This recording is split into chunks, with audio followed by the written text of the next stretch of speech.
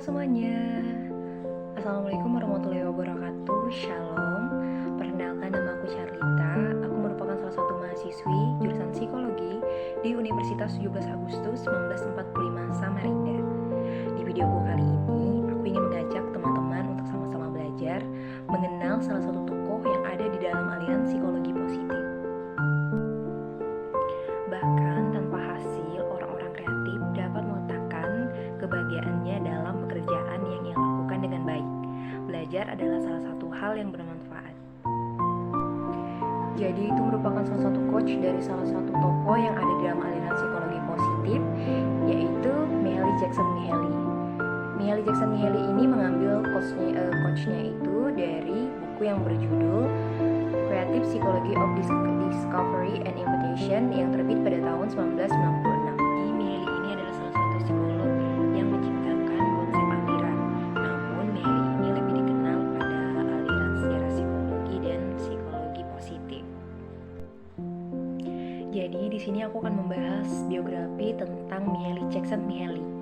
Jadi selama Perang Dunia yang kedua, Mihaly ini menghabiskan waktunya di kamp penjara di Italia, di mana pada saat itu ia menemukan permainan catur.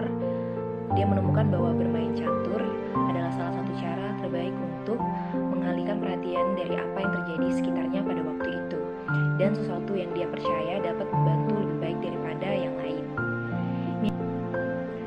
Mihaly ini adalah salah satu psikolog yang berkebangsaan Hungaria yang lahir pada tanggal 29 September 1934 di Fiume, Italia, atau bisa disebut sebagai Rijeka, Kroasia pada saat ini. Tumbuh menjadi anak yang dewasa, fasih berbahasa Italia, Jerman, dan Hungaria. Pada usia yang ke-22 tahun, Mihaly ini memutuskan untuk melakukan imigrasi ke Amerika Serikat dengan tujuan untuk belajar ilmu psikologi.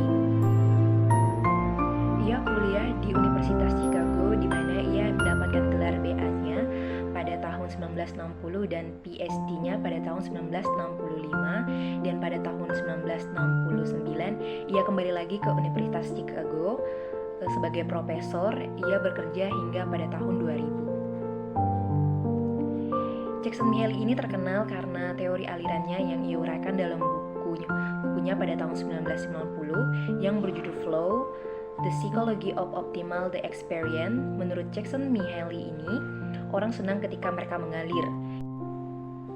Teori Csikszentmihalyi ini sudah mempengaruhi di berbagai bidang. Ide-ide Mihaly Csikszentmihalyi ini sendiri juga mempengaruhi orang-orang di dalam bidang bisnis, pendidikan, seni, bahkan pemerintahan. Mihaly ini adalah seorang penulis yang cukup produktif. Dia sudah menerbitkan 120 artikel dan juga bab buku yang telah membahas berbagai macam topik dalam psikologi. Penelitian dan tulisan-tulisannya tentang kebahagiaan dan kreativitas juga telah memainkan bagian penting dalam minat di psikologi positif. Di sini aku akan membahas salah satu buku dari Mihaly Csikszentmihalyi ini yang berjudul Flow. Mungkin teman-teman di sini ada buku Flow ini membahas tentang apa sih? Mungkin teman-teman ada pertanyaan seperti itu. Jadi di sini aku bakal membahas sedikit tentang buku yang berjudul Flow ini. Jadi buku yang berjudul Flow ini membahas tentang kondisi di mana seorang ketika fokus atau terlalu larut dan menikmati pengalamannya dalam mengerjakan suatu tugas. Pada saat itu, kesadaran terhadap dirinya seakan hilang, waktu terasa lebih cepat berlalu dan terlihat secara penuh dengan tugas-tugas yang ia kerjakan.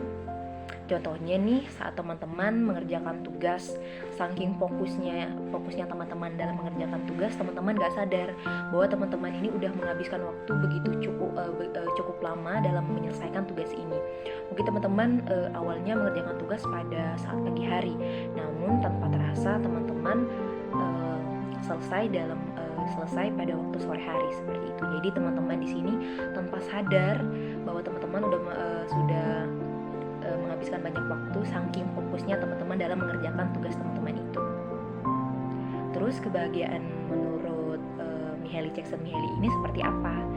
Jadi kebahagiaan menurut Csikszentmihalyi ini adalah kebahagiaan itu bukan sesuatu hal yang selalu bersifat kesenangan, tetapi melainkan aliran itu sendiri bentuk kebahagiaan, di mana keadaan pengalaman optimal, keadaan kegembiraan, kreativitas, dan keterlibatan total, di mana masalah tampaknya bukan masalah lagi, tetapi di dalam situ tuh ada sebuah perasaan juga. Jadi kebahagiaan menurut dia di sini adalah ketika kita melihat masalah itu bukanlah sebuah tantangan. Kenapa kita melihat masalah itu menjadi sebuah tantangan? Itu karena kita menyukai hal yang kita kerjakan itu sendiri. Ada beberapa contoh yang bisa kita katakan sebagai kebahagiaan, seperti ketika kita bergandengan tangan dengan pacar kita, ketika kita melihat pemandangan di atas bukit. Kebahagiaan ini juga kita alami saat kita juga merasa di rumah, di tempat kerja, bahkan saat bermain. Namun aliran ini tidak datang atau tidak datang secara tiba-tiba nih, tetapi aliran ini dapat kita rancang menjadi lebih baik lagi ke depannya. Jadi di sini Mihaly Csikszentmihalyi ini mengajarkan kita beberapa cara untuk mengubah kehidupan kita menjadi lebih baik. Yang pertama ada happiness revisit. Di sini dia mengajari kita apa itu aliran dan gambaran umum tentang bukunya. Yang kedua ada enjoyment and the quality of life, di mana kita mempelajari pengalaman batin kita. Yang ketiga ada the condition of flow, tentang kita memeriksa aliran kita saat ini dalam permainan seperti hobi, olahraga maupun seni. Ada the body in flow, di mana kita menemukan aliran tersebut melalui keterampilan fisik dan juga sensori. Yang berikutnya ada work as flow, mengubah pekerjaan kita menjadi aktivitas kita untuk mendorong aliran. Jadi itu tadi adalah cara-cara yang Mihaly berikan untuk kita, bagaimana kita dapat mencapai suatu kebahagiaan seperti itu.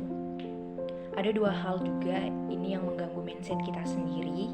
Yang pertama ada empathy, ketika kita merasa bosan atau melakukan sesuatu hal itu serasa bosan atau hal yang tidak bermakna buat kita, seperti itu. Ada anxiety atau kecemasan ketika segala sesuatu itu tidak jelas kemana arahnya. Itu disebabkan karena ketidakpuasan secara berlebihan diri kita sendiri. Terus bagaimana cara kita mengatasi masalah itu, yaitu dengan cara menemukan batasan dari sikap apatis dan kecemasan itu sendiri dengan mencari titik tengah antara itu tidak bermakna dan tidak berarti dengan itu terlalu sulit atau tidak jelas tujuannya, seperti itu. Di sini kita diajarkan di mana kita harus mengatasi tantangan bermakna dan seimbang dengan kemampuan kita dalam bertindak, dan kita harus belajar untuk itu. Ada beberapa cara untuk kita mencari titik tengah dari apathy dan juga anxiety ini menurut Mihaly, yaitu yang pertama kita harus pilih dan jelaskan tujuan kita dari hal yang sederhana sampai ke tujuan kita yang lebih besar. Yang kedua, kita harus mengukur kemajuan kita, atau kita harus menemukan cara gimana kita bisa tahu bahwa kita lebih baik sekarang daripada yang dulu. Seperti contohnya kita dapat menulis diary untuk mengingat hal-hal penting yang dulu pernah terjadi.